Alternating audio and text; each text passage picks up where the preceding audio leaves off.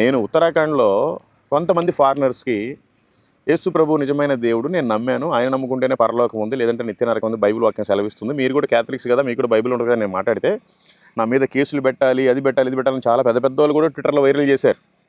మీకు అందరికీ తెలుసు, మాజీ ఎంపీ విజయసాయి రెడ్డి వైరల్ చేసింది నా మీదే, నా వీడియోనే.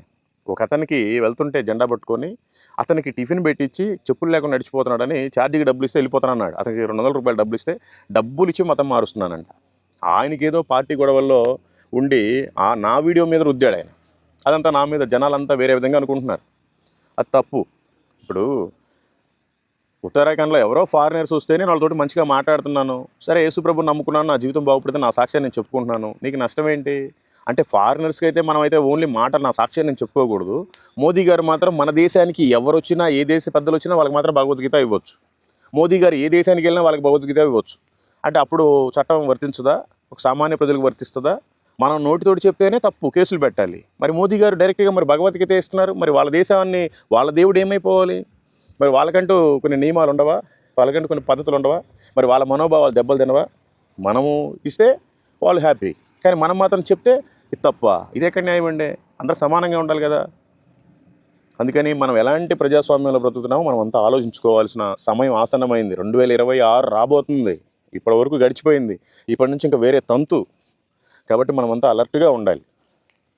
ఇకపోతే ఎంతసేపటికి మత మార్పిడి చేస్తున్నారు, బ్రిటిష్ మతం, అమెరికా మతం, అది ఇది అని అంటున్నారు. కానీ 2000 సంవత్సరాల దగ్గర 1980 సంవత్సరాలు అవుతుంది తోమా గారు మన భారతదేశానికి సువార్తను తీసుకొచ్చి.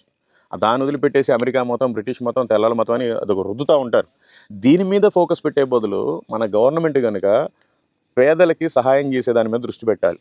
నిరుద్యోగులంతా రోడ్డు మీద రకరకాల వ్యాపారాలు చేసుకుంటున్నారు, రకరకాల పనులు చేసుకుంటున్నారు, చిల్లరగా పీజీలు చదువుకొని, పీహెచ్డీలు చదువుకొని కూడా. వాళ్ళందరికీ ఉద్యోగ అవకాశాలు కల్పించాలి. ఎలక్షన్ టైంలో మాత్రం నేను అది చేస్తా, ఇది చేస్తా అని చెప్తారు మన ప్రైమ్ మినిస్టర్ గారు.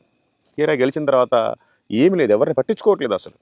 కానీ ఈ క్రైస్తవుల మీద, ముస్లిమ్స్ మీద ఫోకస్ పెట్టకుండా దయచేసి అయ్యా మోదీ గారు, మీరు నిరుద్యోగుల మీద దృష్టి పెట్టండి.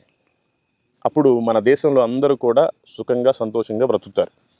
ఇకపోతే పేదోడికేమో పొట్ట నిండా అన్నం తినడానికి గతి లేదు. ఒక ఎమ్మెల్యేకి, ఒక ఎంపీకి మాత్రం వేల కోట్ల ఆస్తులు పెరిగిపోతూ ఉన్నాయి. ఎట్లా పెరిగిపోతూ ఉన్నాయి? ఇట్లా పేదరికాన్నేమో మీరు నిర్మూలించలేకపోతున్నారు, అవినీతినేమో అరికట్టలేకపోతున్నారు. నేను నల్లధనాన్ని తీసుకొస్తానన్నావు, ఎక్కడ తీసుకొచ్చారు? పేదవాడు ఇంకా రోజు రోజుకి తగ్గిపోతానే ఉన్నాడు. ఎందుకంటే ఏది కొనలేడు. ప్రతిదీ, రుద్దుకునే సోపు దగ్గర నుంచి తినే రైస్ వరకు కూడా అన్నిటికీ ట్యాక్సులు.